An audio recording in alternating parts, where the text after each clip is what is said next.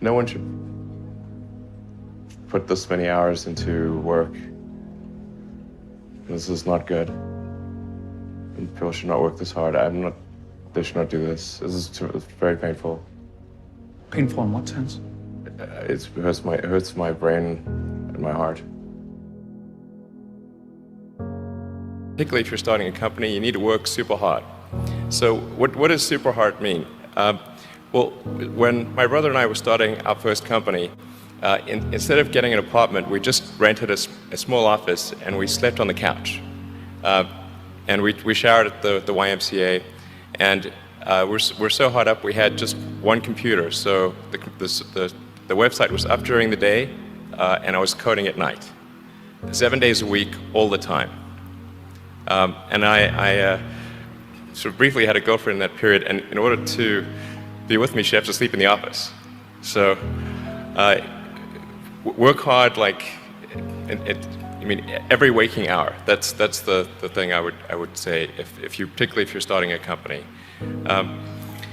And I mean, if you do simple math, you say like, okay, if somebody else is working 50 hours and you're working 100, you'll get twice as much done in the course of a year as the other company.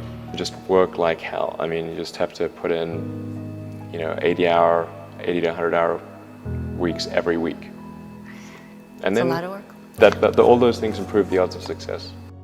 I mean, if other people are putting in 40-hour work weeks and you're putting in 100-hour work weeks, then even if you're doing the same thing, you know that in 1 year you will achieve what they achieve. You will achieve in 4 months what it takes them a year to achieve.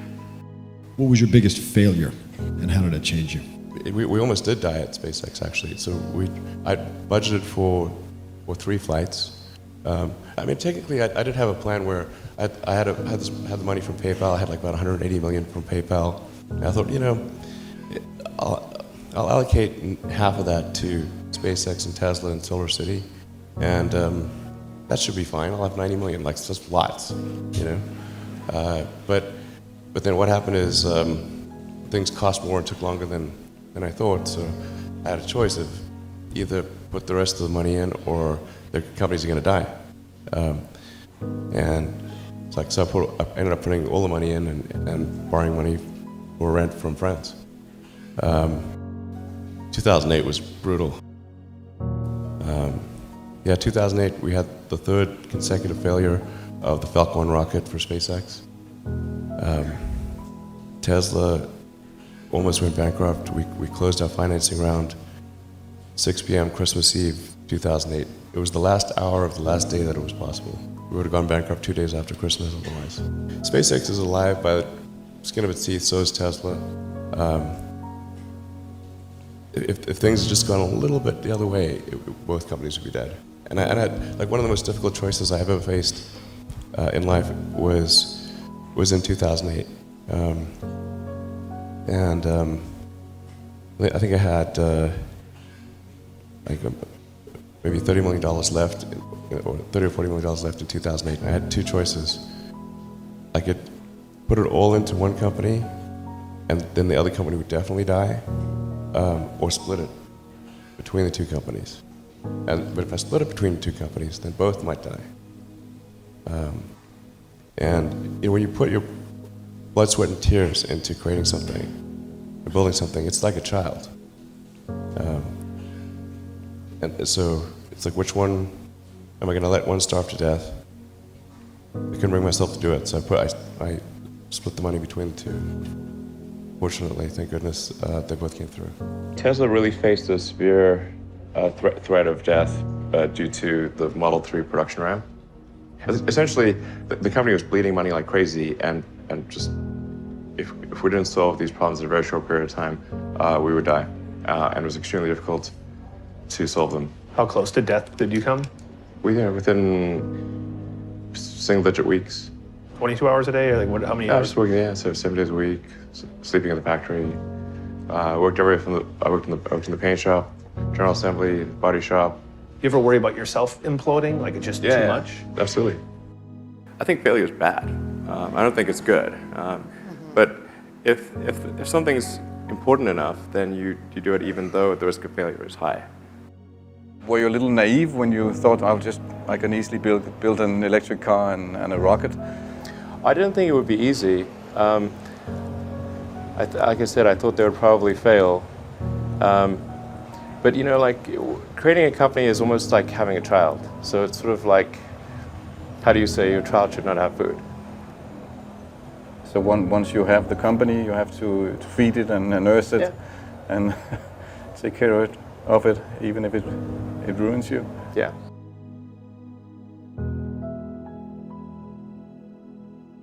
But suppose there were some tough times in 2008, end of 2008. How did you get through that period of crisis? Yeah. Can we just break for a second? Sure, of course. Yeah. You want to wait a little while?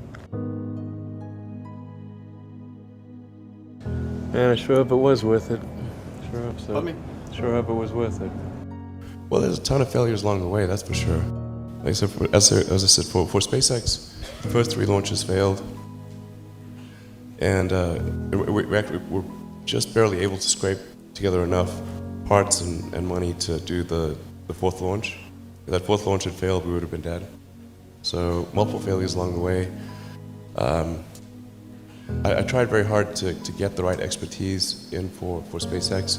I tried hard to find a great chief engineer for the rocket, but the good chief engineers wouldn't join, and the bad ones, well, there was no point in hiring them. So I ended up being chief engineer of the rocket. So if I could have found somebody better, then we would have maybe had less than 3 failures. When you had that 3rd failure in a row, did you think, I need to pack this in? Never. Why not? I don't ever give up. I mean, I'd have to be dead or completely incapacitated. You know, there are American heroes who don't like this idea. Neil Armstrong, Gene Cernan have both testified against commercial spaceflight in the way that you're developing it, and I wonder what you think of that. I was very sad to see that, because those guys are, those guys are heroes of mine, so it's really tough. I wish they would come and visit and see the hardware that we're doing here. And I think that would change their mind. They inspired you to do this, didn't they? Yes. And to see them casting stones in your direction. It's difficult. Did you expect them to cheer you on? So they're hoping they would. Something that can be helpful is fatalism, to some degree. If you just accept the probabilities, then that diminishes fear. When starting SpaceX, I thought the odds of success were less than 10%. And I just accepted that actually probably I would just lose everything. But that maybe we would make some progress. If we could just move the ball forward, even if we died, maybe some other company could pick up the baton and keep moving it forward, so that would still do some good. Same with Tesla. I thought the odds of a car company succeeding were extremely low. In creating these companies, we thought that we would be successful. I thought that the most likely outcome was failure, but it was still worth doing, even though the odds of success were low. In fact, even for SpaceX, originally what I started doing was not creating a rocket company, but actually was going to do a small mission to Mars, which was just a philanthropic mission where you would send a small greenhouse with seeds and dehydrated gel, and it would, upon landing, hydrate the gel, and you'd have this cool picture of green plants on a red background. And the public tends to respond to precedents and superlatives. So this would be the first life on Mars, furthest that life's ever traveled, and you'd have this great money shot of green plants on a red background. So, I thought that would get people's attention. So, but the expectation for that was no return. So I thought we wouldn't get any, just spend the money on that, and it wouldn't happen. If you're creating a company or if you're joining a company, the most important thing is to to attract great people. So either join a group that's amazing that you really respect, or if you're building a company, you've got to gather great people. I mean, all a company is a group of people that have gathered together to create a product or service. And so depending upon how talented and hardworking that group is, and the degree to which they are focused cohesively in a good direction, that will determine the success of the company. So do everything you can to gather great people if you're creating a company. Then I'd say focus on signal over noise. A lot of companies get confused. They spend money on things that don't actually make the product better. So, for example, at Tesla, we've never spent any money on advertising. We put all of the money into R&D and manufacturing and design to try to make the car as good as possible. And I think that's the way to go. So for any given company, just can keep thinking about, are these efforts that people are expending, are they resulting in a better product or service? And if they're not, stop those efforts. Starting a business, I'd say number one is have a high pain threshold. That's it. There's a friend of mine who's got a good saying, which is that starting a company is like eating glass and staring into the abyss. Okay, that's generally what happens, because when you first start a company, there's lots of optimism and things are great, and then so happiness at first is high. Then you encounter all sorts of issues, and happiness will steadily decline, and then you'll go through a whole world of hurt. And then eventually, if you succeed, and in most cases you will not succeed, and Tesla almost didn't succeed, came very close to failure. Then if you succeed, then after a long time you will finally get back to happiness. You've got to make sure that whatever you're doing is a great product or service. It has to be really great. And I go back to what I was saying earlier, where if you're a new company, I mean, unless it's like some new industry or new market, that if it's an untapped market, then you have more ability to, the standard is lower for your product or service. But if you're entering anything where there's an existing marketplace against large entrenched competitors, then your product or service needs to be much better than theirs. It can't be a little bit better, because then you put yourself in the shoes of the consumer, and they say, why would you buy it as a consumer? You're always going to buy the trusted brand unless there's a big difference. So a lot of times, entrepreneur will come up with something which is only slightly better.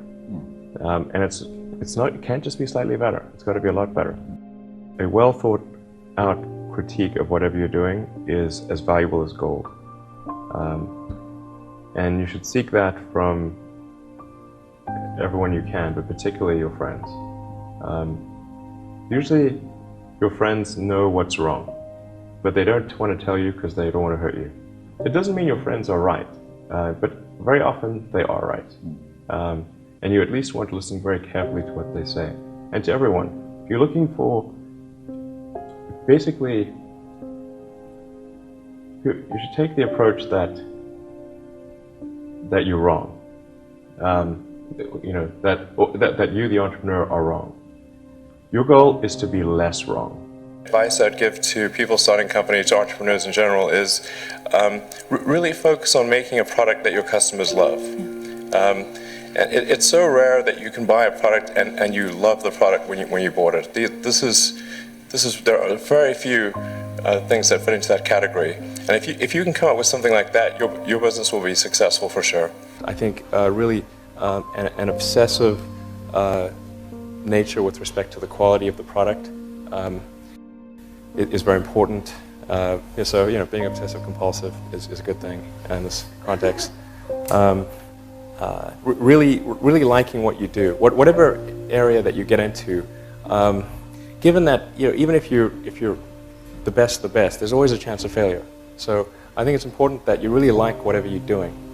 If you don't like it, life is too short. I'd say also if you like what you're doing, you think about it even when you're not working. I mean, it's something that your mind is drawn to. And if you don't like it, you just really can't make it work, I think. When I was young, I didn't really know what I was going to do when I got older. People kept asking me, but then eventually I thought that the idea of inventing things would be really cool. And the reason I thought that was because I read a quote from Arthur C. Clarke, which said that a sufficiently advanced technology is indistinguishable from magic, and that's really true. If you go back, say 300 years, the things that we take a sufficiently advanced technology is indistinguishable from magic, and that's really true. Being able to see over long distances, being able to communicate, being able to see over long distances, being able to communicate, having effectively with the internet in times past. In fact, I think it actually goes beyond that, because there are many things that we take for granted today that weren't even imagined in times past. They weren't even in the realm of magic. So it actually goes beyond that. So I thought, well, you know, if I can do some of those things, basically if I can advance technology, then that's like magic, and that would be really cool. And I also had sort of a slight existential crisis, because I was trying to figure out what does it all mean? Like, what's the purpose of things? And I came to the conclusion that if we can advance the knowledge of the world, if we can do things that expand the scope and scale of consciousness, then we're better able to ask the right questions and become more enlightened, and that's really the only way forward. So I studied physics and business, because I figured in order to do a lot of these things, you need to know how the universe works, and you need to know how the economy works. And you also need to be able to bring a lot of people together to work with you to create something, because it's very difficult to do something as an individual if it's a significant technology. So I originally came out to California to try to figure out how to improve the energy density of electric vehicles, basically to try to figure out if there was an advanced capacitor that could serve as an alternative to batteries.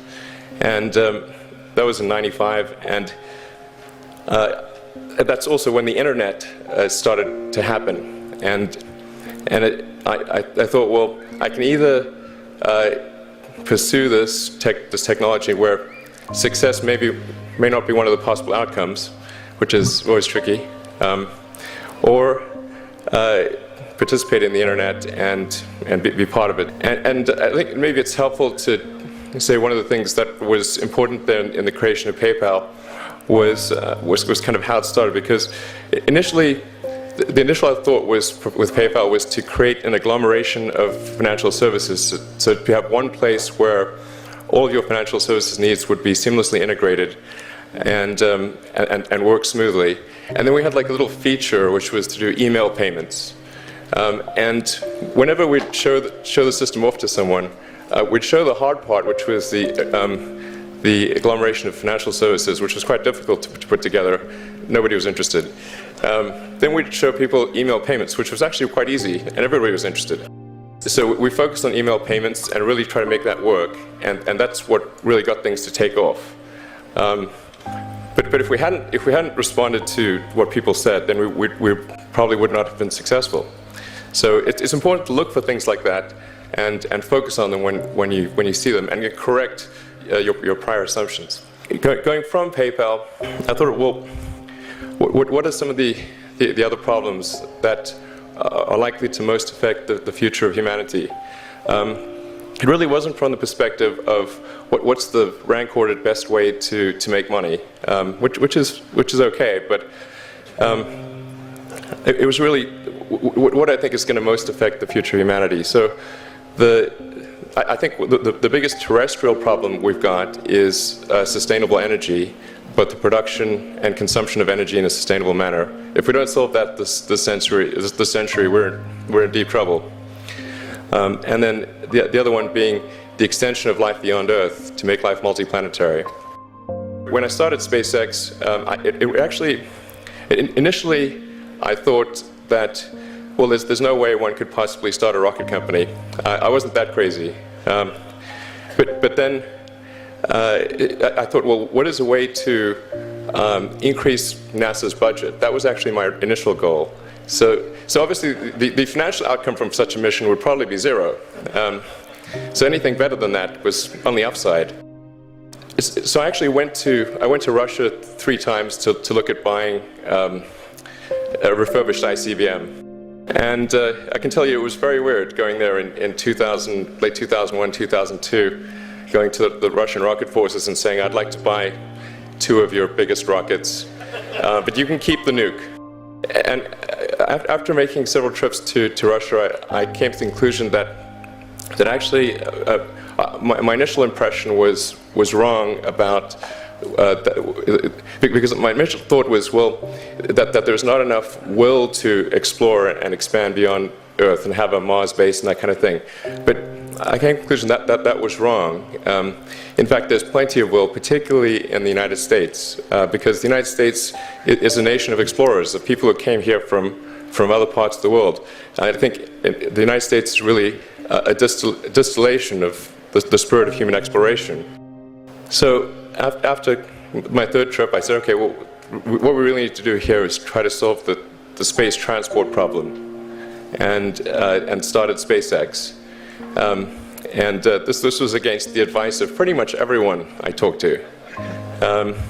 One friend made me sit down and watch a bunch of videos of rockets blowing up. Let me tell you, he wasn't far wrong.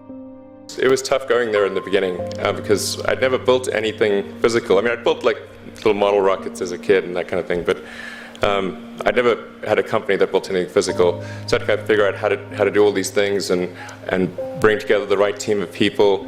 We did all that and then failed 3 times. It was tough going.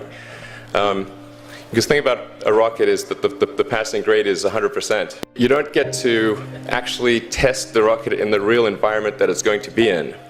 So I think the best analogy for rocket engineering is like if you want to create a really complicated bit of software, you can't run the software as an integrated whole, and you can't run it on the computer it's intended to run on. But the first time you put it all together and run it on that computer, it must run with no bugs. The first launch, I was picking up bits of rocket near the launch site. It was a bit sad. But we learned with each successive flight, and were able to, eventually with the 4th flight in 2008, reach orbit. And that was also with the last bit of money that we had. So we got the Falcon 1 to orbit, and then began to scale that up to the Falcon 9, which is about an order of magnitude more thrust. It's around 1 million pounds of thrust.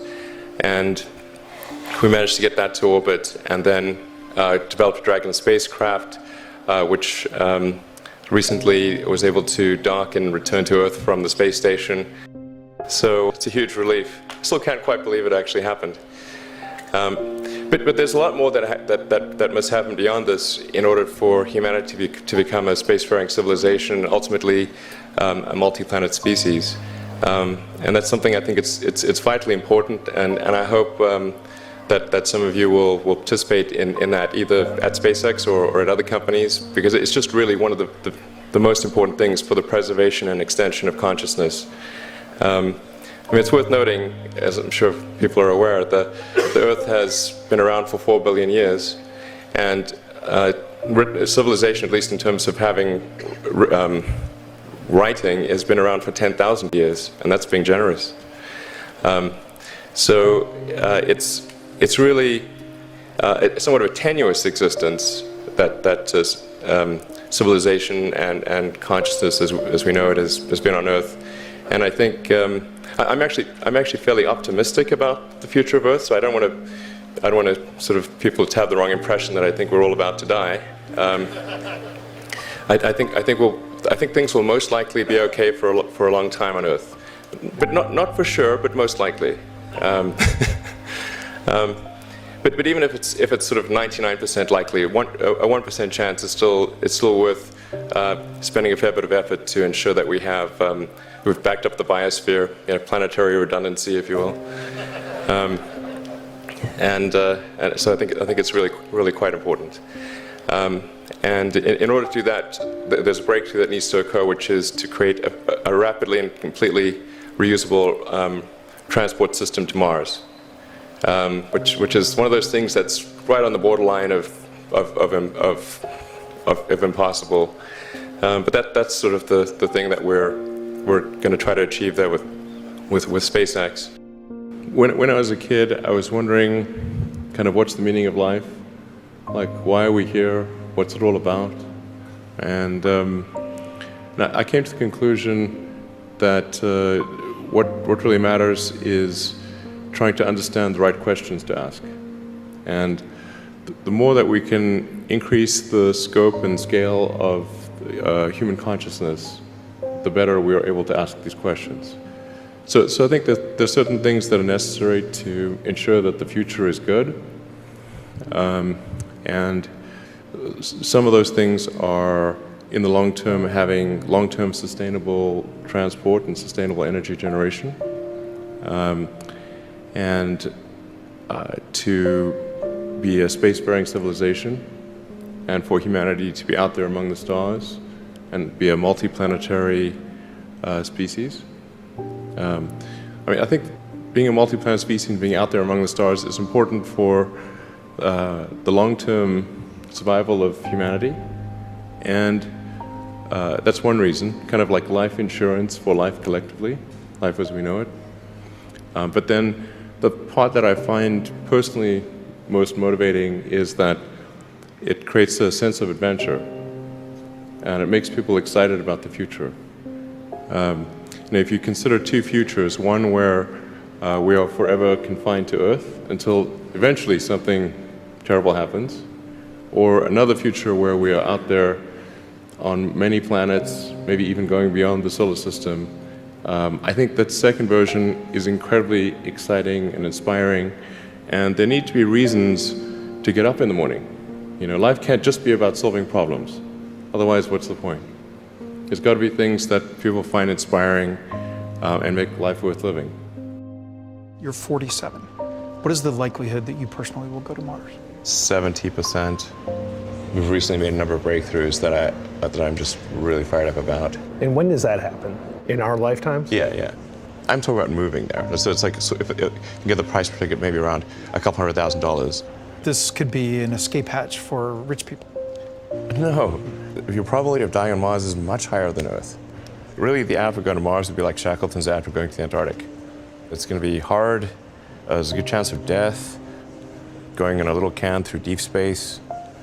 You might land successfully. Once you land successfully, there will be you'll be working non-stop to build the base. So not much time for leisure. And once you get there, even after doing all this, it's a very harsh environment, so there's a good chance you die there. We think you can come back, but we're not sure. Now, does that sound like an escape hatch for rich people? And yet you would unhesitatingly go. There's lots of people that climb mountains. Why do they climb mountains? Because people die on Mount Everest all the time. They like doing it for the challenge. I think that the probable outcome for civilization on Earth is quite good for a long time. But I still think that we should try to extend life beyond Earth and and the thing to do is to establish a base on Mars and and try to make that a self-sustaining base as soon as possible. I don't expect that SpaceX is going to do that sort of single-handedly, but I think we're going to try to advance the technology of space travel to the point where we can at least send some number of people to Mars, which is not currently possible. On the Tesla front, the goal with Tesla was really to try to show that what electric cars can do, because people had the wrong impression. We had to change people's perception of an electric vehicle, because they used to think of it as something that was slow and ugly and had low range, kind of like a golf cart. So that's why we created the Tesla Roadster, to show that you can be fast, attractive, and long range. And it's amazing how even though you can show that something works on paper, and the calculations are very clear, until you actually have the physical object and they can drive it, it doesn't really sink in for people. And so that I think is something worth noting. If you're going to create a company, the first thing you should try to do is create a working prototype.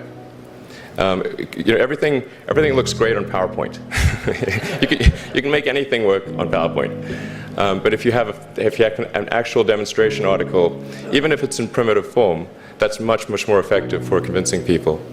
Now is the time to overrule this administration's pledge to mediocrity. Listen, Tesla's a sell. You don't want to own this stock. You shouldn't even rent the darn thing. Why? Because beyond the hype, there's just not much going on here. Tesla still has yet to turn a profit. That'll be a $1.5 billion company with no profit. Its most recent quarter actually lost more money than it did the year before, $1.5 billion, losing more money than the year before. This is a company with limited visibility.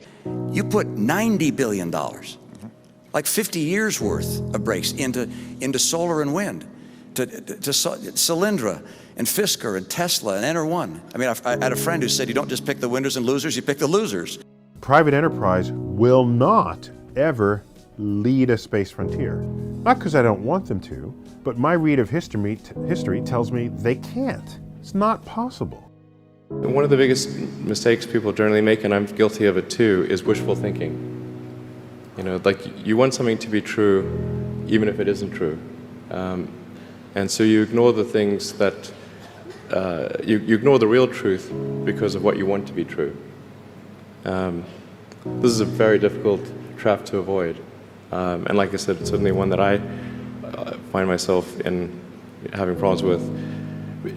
But if you just take that approach of you're always to some degree wrong, and your goal is to be less wrong, and solicit critical feedback, particularly from friends. Like friends, if somebody loves you, they want the best for you. They don't want to tell you the bad things.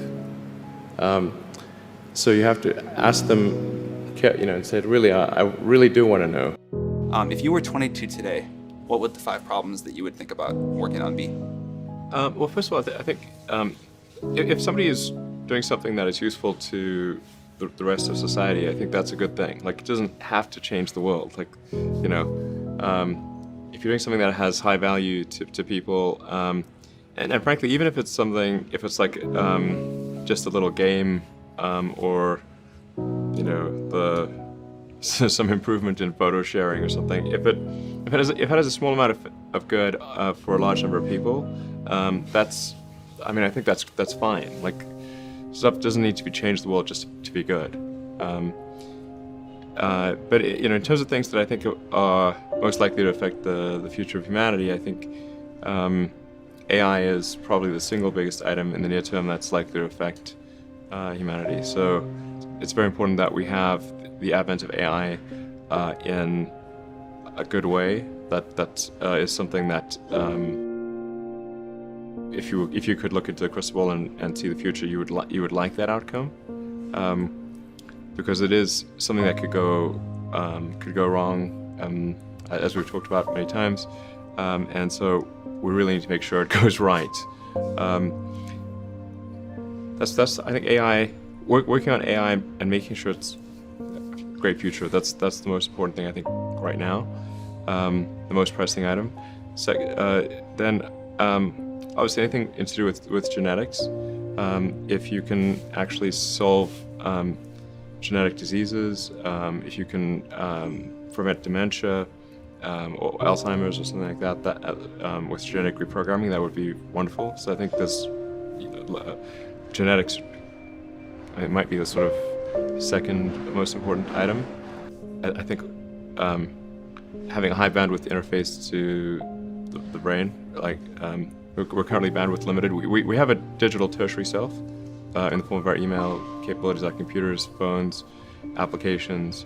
We're effectively superhuman, but we're extremely bandwidth constrained in that interface between the cortex and your sort of that tertiary digital form of yourself, and helping solve that bandwidth constraint would be, I think, very important for the future as well.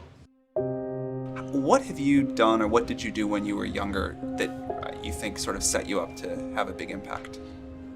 Well, I think first of all I should say that I did not expect to be involved in all these things. So the 5 things that I thought about at the time in college, so quite a long time ago, 25 years ago, making life multiplanetary, accelerating the transition to sustainable energy, the internet, broadly speaking, and then genetics and AI. I think I didn't expect to be involved in all of those things. I actually, at the time in college, I sort of thought helping with electrification of cars was how I would start out, and that's actually what I worked on as an intern, was advanced ultracapacitors to see if they would be a breakthrough relative to batteries for energy storage in cars. And then when I came out to go to Stanford, that's what I was going to be doing my grad studies on, was working on advanced energy storage technologies for electric cars. And then I put that on hold to start an internet company in '95 because there does seem to be like a time for particular technologies when they're at a steep point in the inflection curve, and I didn't want to, do a PhD at Stanford and watch it all happen, and I wasn't entirely certain that the technology I'd be working on would actually succeed. Like you can get a doctorate on many things that ultimately do not have a practical bearing on the world. And I wanted to, I really was just trying to be useful. That's the optimization. It's like, what can I do that would actually be useful? How should someone figure out how they can be most useful? Whatever this thing is that you're trying to create, what would be the utility delta compared to the current state of the art times how many people it would affect? So that's why I think having something that makes a big difference but affects a sort of small to moderate number of people is great, as is something that makes even a small difference but affects a vast number of people. When you're trying to estimate probability of success, so you say this thing will be really useful, good area under the curve, I guess to use the example of SpaceX. Mm-hmm. When you made the go decision that you were actually going to do that, this was kind of a very crazy thing at the time. Very crazy, very for sure. Crazy. Yeah, people are not shy about saying that. But I kind of agree. I agreed with them that it was quite crazy. Crazy if the objective was to achieve the best risk-adjusted return, starting a rocket company is insane.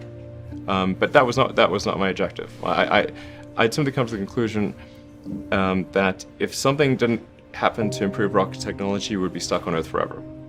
And the big aerospace companies had just had no interest in radical innovation.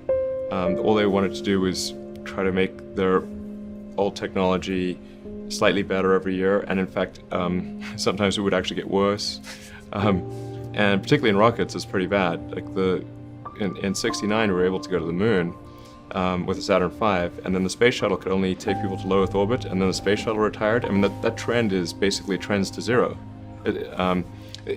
People sometimes think technology just automatically gets better every year, but it actually doesn't. It only gets better if smart people work like crazy to make it better. That's how any technology actually gets better. And by itself, technology, if people don't work on it, actually will decline. I mean, you can look at the history of civilizations, many civilizations, and look at, say, ancient Egypt, where they were able to build these incredible pyramids, and then they basically forgot how to build pyramids. And then even hieroglyphics, they forgot how to read hieroglyphics. So we look at Rome and how they were able to build these incredible roadways and aqueducts and indoor plumbing, and they forgot how to do all of those things. And there are many such examples in history. So I think should always bear in mind that entropy is not on your side. You may have heard me say that it's good to think in terms of the physics approach of first principles, which is, rather than reasoning by analogy, you boil things down to the most fundamental truths you can imagine, and you reason up from there. And this is a good way to figure out if something really makes sense, or if it's just what everybody else is doing. It's hard to think that way. You can't think that way about everything. It takes a lot of effort. But if you're trying to do something new, it's the best way to think. And that framework was developed by physicists to figure out counterintuitive things like quantum mechanics. So it's really a powerful method. How do you think about making a decision when everyone tells you this is a crazy idea? Or where do you get the internal strength to do that? Well, first of all, I'd say I actually think I feel fear quite strongly. So it's not as though I just have the absence of fear. I feel it quite strongly. But there are just times when something is important enough, you believe in it enough, that you do it in spite of the fear. People shouldn't think, well, I feel fear about this and therefore I shouldn't do it. It's normal to feel fear. Like there'd have to be something mentally wrong if you didn't feel fear. If you have an advice to them, young people globally who want to be like Elon Musk, what's your advice to them? I think that probably they shouldn't want to be. You? I think it sounds better than it is. Okay. Yeah, it's not as much fun being me as you'd think. I don't know. You don't think so? No. There's definitely, it could be worse for sure, but it's, I'm not sure I want to be me. So when everybody leaves, it's just Elon sitting at home, brushing his teeth, just a bunch of ideas bouncing around your head. When did you realize that that's not the case with most people? I think when I was, 5 or 6 or something. I thought I was insane. It was just strange. Because it was clear that other people did not, their mind wasn't exploding with ideas. It was like, I'm strange. I don't think you'd necessarily want to be me. People would like it that much. It's very hard to turn it off. It's like a never-ending explosion. All the time. What do you think the odds of the Mars colony are at this point, today? Well, oddly enough, I actually think they're pretty good. At this point, I am certain there is a way. I'm certain that success is one of the possible outcomes for establishing a self-sustaining Mars colony, in fact, a growing Mars colony. I'm certain that that is possible, whereas until maybe a few years ago, I was not sure that success was even one of the possible outcomes. Some meaningful number of people going to Mars, I think this is potentially something that can be accomplished in about 10 years, maybe sooner, maybe 9 years. I need to make sure that SpaceX doesn't die between now and then, and that I don't die, or if I do die, that someone takes over who will continue that. You shouldn't go on the first launch. Yeah, exactly. The best of the available alternatives that I can come up with, and maybe somebody else can come up with a better approach or better outcome, is that we achieve democratization of AI technology, meaning that no one company or small set of individuals has control over advanced AI technology. I think that's very dangerous. It could also get stolen by somebody bad, like some evil dictator of a country could send their intelligence agency to go steal it and gain control. It just becomes a very unstable situation, I think, if you've got any incredibly powerful AI. You just don't know who's going to control that. So it's not as though I think that the risk is that the AI would develop a will of its own right off the bat. I think it's more that's the concern is that someone may use it in a way that is bad, and even if they weren't going to use it in a way that's bad, that somebody could take it from them and use it in a way that's bad. That I think is quite a big danger. So I think we must have democratization of AI technology and make it widely available. And that's the reason that obviously the rest of the team created OpenAI was to help with the help spread out AI technology so it doesn't get concentrated in the hands of a few. But then of course that needs to be combined with solving the high bandwidth interface to the cortex. Humans are so slow. Humans are so slow. Yes, exactly. But we already have a situation in our brain where we've got the cortex and limbic system. And the limbic system is kind of that's the primitive brain. It's kind of like your instincts and whatnot. And then the cortex is the thinking upper part of the brain. Those two seem to work together quite well. Occasionally your cortex and limbic system may disagree. Generally works pretty well, and it's like rare to find someone who, I've not found someone who wishes to either get rid of their cortex or get rid of their limbic system. So I think if we can effectively merge with AI by improving that the neural link between your cortex and your digital extension of yourself, which already, like I said, already exists, just has a bandwidth issue, and then effectively you become an AI human symbiote, and if that then is widespread with anyone who wants it can have it, then we solve the control problem as well. We don't have to worry about some sort of evil dictator AI, because kind of we are the AI collectively. That seems like the best outcome I can think of. I think we've got a really talented group at OpenAI. Yeah, really talented team, and they're working hard.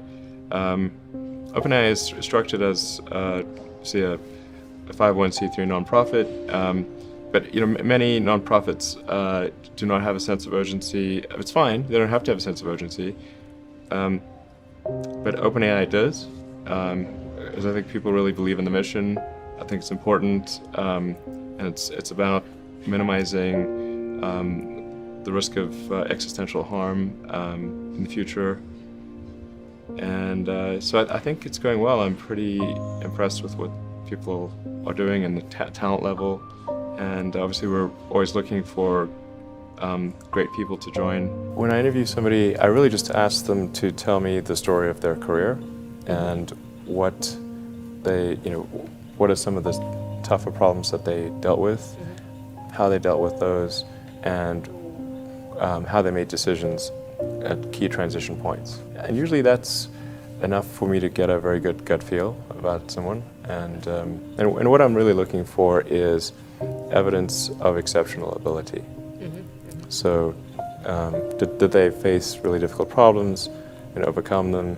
And then of course you want to make sure that if there was some significant accomplishment, were they really responsible, or was somebody else more responsible? And usually the person who's had to struggle with the problem, they really understand it. And they don't forget. If it was very difficult. So you can ask them very detailed questions about it, and they'll know the answer. Whereas the person who was not truly responsible for that accomplishment will not know the details. There's no need even to have a college degree at all, or even high school. I mean, if somebody graduated from a great university, that may be an indication that they will be capable of great things, but it's not necessarily the case. If you look at, say, people like Bill Gates or Larry Ellison, Steve Jobs, these guys didn't graduate from college. But if you had a chance to hire them, of course, that would be a good idea. So, just looking just for evidence of exceptional ability. And if there's a track record of exceptional achievement, then it's likely that will continue into the future. What sort of things do you look for in people or in processes that make the workforce better? Well, I think the massive thing that can be done is to make sure your incentive structure is such that innovation is rewarded and lack of innovation is punished. So there's got to be a carrot and a stick. So if somebody is innovating and making good progress, then they should be promoted sooner. And if somebody is completely failing to innovate, not every role requires innovation, but if they're in a role where innovation should be happening and it's not happening, then they should either not be promoted or exited. And let me tell you, you'll get promoted, you'll get innovation real fast. Does that carrot and stick approach help, do you think, people be more risk averse or less risk averse? When trying different things, you've got to have some acceptance of failure. Failure must be an option. If failure is not an option, it's going to result in extremely conservative choices, and you may get something even worse than lack of innovation. Things may go backwards. What you really want is, you want reward and punishment to be proportionate to the actions that you seek. So if what you're seeking is innovation, then you should reward success in innovation, and only there should be minor consequences for lack of. minor consequences for trying and failing. There should be minor. With significant rewards for trying and succeeding, minor consequences for trying and not succeeding, and major negative consequences for not trying. If you have that incentive structure, you will get innovation like you can't believe. The purpose of Neuralink, like what's our goal? Our goal is to solve important spine and brain problems with a seamlessly implanted device. So you want to have a device that you can basically put in your head and feel and look totally normal, but it solves some important problem in your brain or spine. So going into the Neuralink architecture, what we've done over the past year is dramatically simplify the device. So we about a year ago, we had a device which had multiple parts, including a piece that it had to sort of sit behind your ear, and it was complex, and you wouldn't still look totally normal. You'd have a thing behind your ear. So we've simplified this to simply something that is about the size of a large coin, and it goes in your skull, replaces a piece of skull, and the wires then connect within a few centimeters or about an inch away from the device. And this is sort of what it looks like. This is our little device. I mean, frankly, to sort of simplify this, what we're, I mean, it's more complicated than this, but it's, in a lot of ways, it's kind of like a Fitbit in your skull with tiny wires. Our current prototype, version 0.9, has about 1,000 channels, so that's about 100 times better than the next best consumer device that's available. And it's a 23 millimeters by 8 millimeters. It actually fits quite nicely in your skull because your skull is about 10 millimeters thick. So it fits, it goes flush with your skull, it's invisible, and all you can see afterwards is that there's a tiny scar. And if it's under your hair, you can't see it at all. In fact, I could have a Neuralink right now, and you wouldn't know. It's also inductively charged, so it's charged in the same way that you charge a smartwatch or a phone. And so you can use it all day, charge it at night, and have full functionality. So you would really, it would be completely seamless, and yeah, no wires. In terms of getting a link, so that, you need to have the device, a great device, and you also need to have a great robot that puts in the electrodes and does the surgery. So you want the surgery to be as automated and as possible, and the only way you can achieve the level of precision that's needed is with an advanced robot. The link procedure, the installation of a link, done in under an hour. So you can basically go in the morning and leave the hospital in the afternoon. And it can be done without general anesthesia. So this is our surgical robot. And we actually ultimately want this robot to do essentially the entire surgery. So in everything from incision, removing the skull, inserting the electrodes, placing the device, and then closing things up and having you ready to leave. So we want to have a fully automated system. How do you spend your days now? Like what do you allocate most of your time to? My time is mostly split, well, it's split between SpaceX and Tesla, and of course I try to spend it's a part of every week at OpenAI. So I spend basically half a day at OpenAI most weeks, and then I have some OpenAI stuff that happens during the week. I think a lot of people think I must spend a lot of time with media or on businessy things, but actually almost all my time, like 80% of it is spent on engineering and design. So it's developing next generation product. That's 80% of it.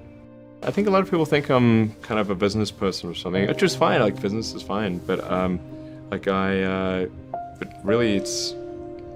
It's like at SpaceX, Gwynne Shotwell is Chief Operating Officer. She kind of manages legal, finance, sales, and kind of general business activity. And then my time is almost entirely with the engineering team working on improving the Falcon 9 and the Dragon spacecraft and developing the Mars colonial architecture. And then at Tesla, it's working on the Model 3 and some in the design studio, typically half a day a week, dealing with aesthetics and look and feel things, and then most of the rest of the week is just going through engineering of the car itself, as well as engineering of the factory. Because the biggest epiphany I've had is that what really matters is the machine that builds the machine, the factory, and that is at least 2 orders of magnitude harder than the vehicle itself. What are the scenarios that scare you most? Humanity really has not evolved to think of existential threats in general. We're evolved to think about things that are very close to us, near term, to be upset with other humans, and not to really to think about things that could destroy humanity as a whole. But then in recent decades, just really in the last century, we had nuclear bombs, which could potentially destroy civilization, obviously. We have AI, which could destroy civilization. We have global warming, which could destroy civilization, or at least severely disrupt civilization. And excuse me, how could AI destroy civilization? You know, it would be something the same way that humans destroyed the habitat of primates. I mean, it wouldn't necessarily be destroyed, but we might be relegated to a small corner of the world. When Homo sapiens became much smarter than other primates, it pushed all the other ones into small habitats. Couldn't AI, even in this moment, just with the technology that we have before us, be used in some fairly destructive ways? You could make a swarm of assassin drones for very little money by just taking the Face ID chip that's used in cell phones and having a small explosive charge and a standard drone, and have them just do a grid sweep of the building until they find the person they're looking for, ram into them and explode. You can do that right now. No new technology is needed. Right now. People just think this stuff is of sci-fi novels and movies, and it's so far away. But every time I hear you speak, it's like, well, no, this stuff is sitting. It's right here. Probably a bigger risk than being hunted down by a drone is that AI would be used to make incredibly effective propaganda that would not seem like propaganda. So these are deep fakes. Yeah, influence the direction of society, influence elections. Artificial intelligence just hones the message, looks at the feedback, makes this message slightly better. Within milliseconds, it can adapt its message and shift and react to news. And there's so many social media accounts out there that are not people. Like, how do you know it's a person, not a person? People look like they have a much better life than they really do. People are posting pictures of when they're really happy. They're modifying those pictures to be better looking. Even if they're not modifying the pictures, they're at least selecting the pictures for the best lighting, the best angle. So people basically seem they're way better looking than they basically really are. And they're way happier seeming than they really are. So if you look at everyone on Instagram, you might think, man, there are all these happy, beautiful people, and I'm not that good looking and I'm not happy. So I must suck, and that's gonna make people sad. When in fact, those people you think are super happy, actually not that happy. Some of them are really depressed. They're very sad. Some of the happiest seeming people, actually some of the saddest people in reality. So I think things like that can make people quite sad. This may sound corny, but love is the answer. Wouldn't hurt to have more love in the world. I think people should be nicer to each other and give more credit to others, and don't assume that they're mean until you know they're actually mean. It's easy to demonize people. You're usually wrong about it. People are nicer than you think. Give people more credit. There's going to be some amount of failure. But you want your net useful output to be maximized. Failure is essentially irrelevant unless it is catastrophic. The final thing I would encourage you to do is now is the time to take risk. As you get older, your obligations increase. So and once you have a family, you start taking risk not just for yourself, but for your family as well. It gets much harder to do things that might not work out. So now is the time to do that before you have those obligations. So I would encourage you to take risks now. Do something bold. You won't regret it.